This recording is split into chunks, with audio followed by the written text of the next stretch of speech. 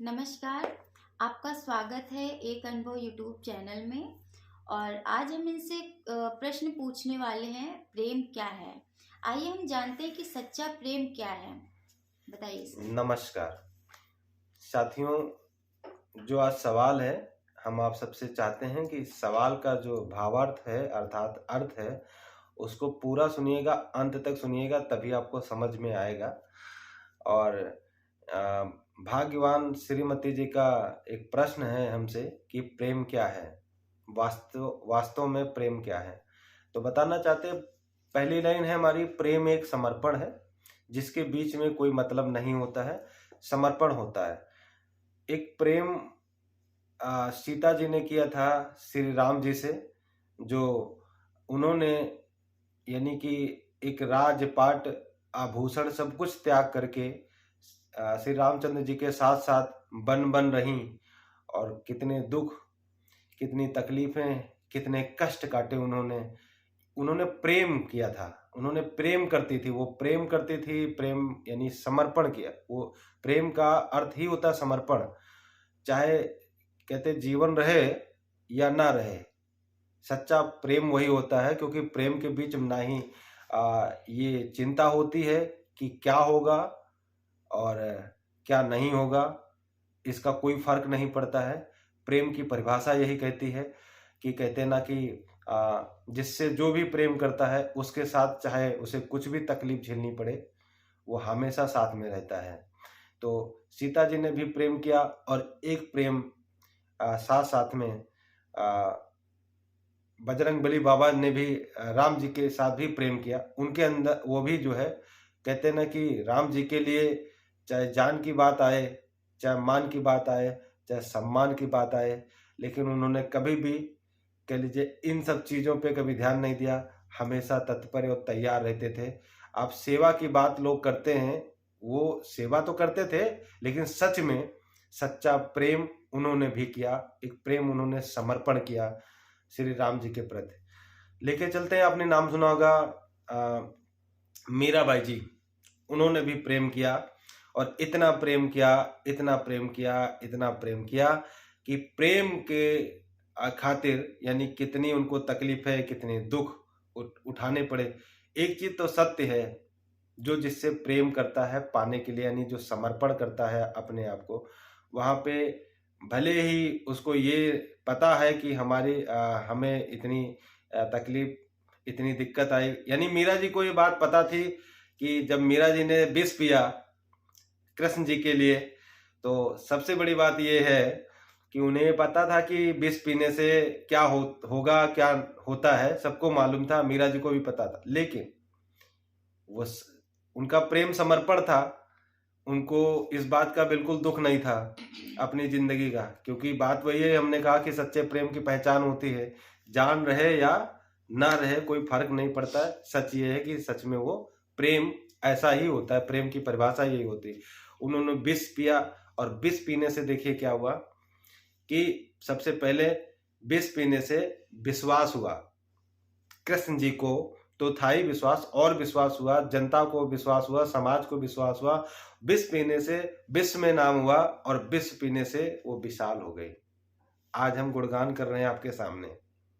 एक विष पीने से देखिए तीन तरह के लाभ तो अलग से हुए। ये प्रेम है जो मैं समर्पण की बात कर रहा हूं। एक प्रेम शंकर जी भी करते थे, आपने सुना होगा शायद, धर्म ग्रंथों के माध्यम से भी एक मंथन हुआ था। सब कुछ सबको अलग अलग दिया जा रहा था, लेकिन जब विष निकला तो कोई उसे लेने के लिए तैयार नहीं था। लेकिन शंकर जी ने विष को पिया, किसके लिए? भक्तों के लिए।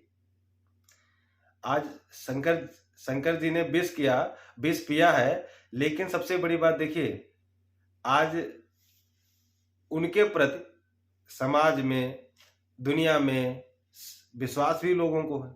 विश्व में वो विख्यात भी हैं और विशाल भी हैं। विष के तीन अर्थ अलग से भी होते हैं। और प्रेम की अगर मैं परिभाषा की बात करें तो देखिए, गौर से ध्यान देने की बात है। सच में एक प्रेम पत्नी भी पति से करती है, और पति भी पत्नी से प्रेम करता है, लेकिन सबका प्रेम अलग अलग होता है। उदाहरण के तौर पे मैं ये बताना चाहता हूँ कि पत्नी का जो प्रेम पति से होता है, कहते हैं ना, ये अपने हाथ की जो 5 उंगली हैं ये बराबर नहीं होती हैं। तो इस तरह से सबका प्रेम भी बराबर नहीं होता, लेकिन जो सच्चा प्रेम होता है उसकी एक हम परिभाषा बता देते हैं आपको, कि मैंने पहले ही बताया कि प्रेम एक समर्पण है।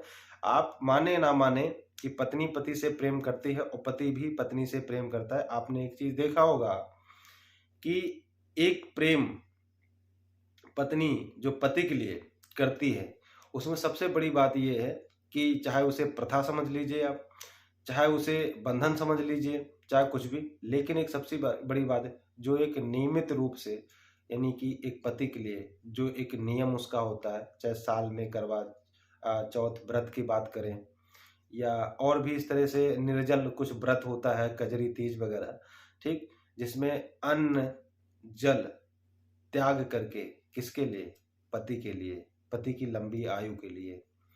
एक विश्वास है उसे किस पे? भगवान पे, और वो दुआ मांगती है। और इतना ही नहीं, यहाँ तक हम श्रृंगार की बात करें तो बहुत सारे 16 श्रृंगार कह लीजिए आप, तरह तरह के श्रृंगार होते, किसके लिए? पति के लिए, कि पति की आन बान शान बनी रहे और साथ साथ में समाज में पहचान के साथ साथ में उसका नाम बना रहे और उसकी इज्जत मान मर्यादा सब बरकरार रहे। बल्कि अगर ऐसा नहीं करती हैं, बहुत सारे लोग नहीं करते हैं, तो हमने कहा ना कि सबका प्रेम अलग अलग है। और पति की बात कर लीजिए, हम पति का भी प्रेम बताते हैं। पति का प्रेम बिल्कुल अलग है। सामने पे तो लगता है कि सच में पति का जो प्रेम पत्नी के प्रति होता है, पति की जेब में पैसा हो या ना हो, आज के बात कर रहा हूँ, सिर्फ पैसे की बात नहीं, पत्नी को कोई भी दिक्कत हो या कुछ भी हो या कोई भी जरूरत हो, खाली जरूरत को पूरा करने की बात नहीं, लेकिन सबसे बड़ी बात यह है कि पति हर कोशिश करता है, वो चाहे उसके नौकरी की बात हो या कहीं से भी या किसी से मांग के लाना पड़े, चाहे उसका सम्मान जाए या ना जाए, सब कुछ घटे, लेकिन करता है। बहुत सारे पति हैं जो करते हैं। हमने कहा ना कि प्रेम सबका बराबर नहीं, अलग अलग है। तो ये भी एक प्रेम है, लेकिन प्रेम के बीच में जहाँ स्वार्थ आ जाता है, और स्वार्थ होता है लेकिन हर जगह स्वार्थ को लागू नहीं करते हैं। जैसे उदाहरण के तौर पे जैसे हम कजरी तीज के बारे में बताया था पत्नी को लेके, और यहीं पे पति को भी लेके बात, क्योंकि बहुत सारी चीजें होती हैं, लोगों का कहने के लिए तो कुछ भी कह सकते हैं, क्योंकि बात है कि आप कुछ भी कितना भी अच्छा करिए, लोग आपको कहेंगे। इस पे भी हम आगे लेके आपको बताएंगे लोग ऐसा क्यों कहते हैं और क्यों कहते आए हैं और कहते रहेंगे, इस पे बताएंगे।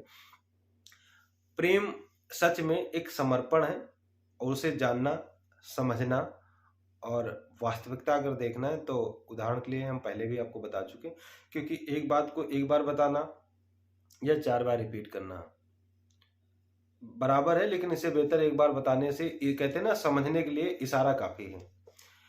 एक प्रेम और होता है किसान को अपनी खेती से, क्योंकि उसको पता है कि अगर उसकी खेती में अन्न जल नहीं हो, यानी अनाज नहीं होगा, और वो समय पे खेती में नहीं काम नहीं करेगा या खेती नहीं करेगा, मेहनत नहीं करेगा, तो उसका जीवन यापन नहीं हो पाएगा।